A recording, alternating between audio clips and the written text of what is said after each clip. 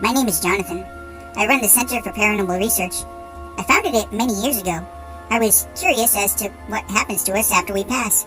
Surely it wasn't the end. Over the years, our organization has collected many insane pieces of evidence of the existence of the paranormal. Using many different types of hardware and technology, we were able to document the existence of an afterlife, but only that it existed. I wanted more specifics. It seems, though, that spirits are untrusting of the living, or at least the living they don't know. I can relate. Having a team of strangers camp in my house, rummaging through all my stuff, wouldn't exactly put me on friendly terms with them either. Then, it happened. Carl, who was a fellow founding member, had gotten sick. A childhood illness resurfaced, and he didn't have long left. As odd as it seemed, we were both excited. We made plans that he would contact me and where and what to say. The day soon arrived, and Carl passed on. For days after, I eagerly awaited news from him. All of my equipment was ready. Those days turned into months and then years. I had continued on my research as normal, figuring we failed. It had been almost 15 years since then when I heard a knock at the door. I opened it, and there stood a young teenager. He was holding a box of chocolates in his hands. It was my favorite kind. I asked him what he wanted, and he leaned closer to me. "Jonathan, it's me, Carl."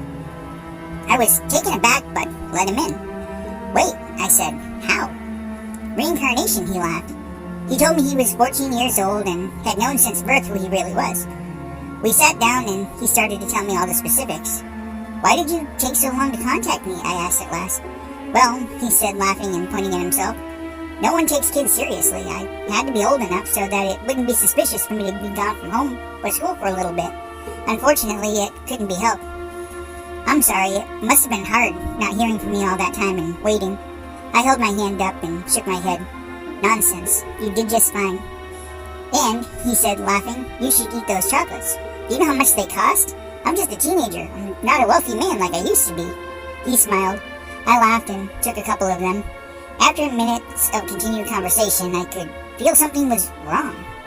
My stomach, it hurt. It hurt real bad. I bent over in pain.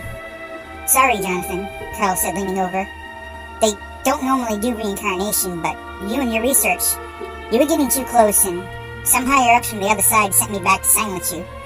As I lay dying on the floor, he gathered up his jacket and leaned down close to my face.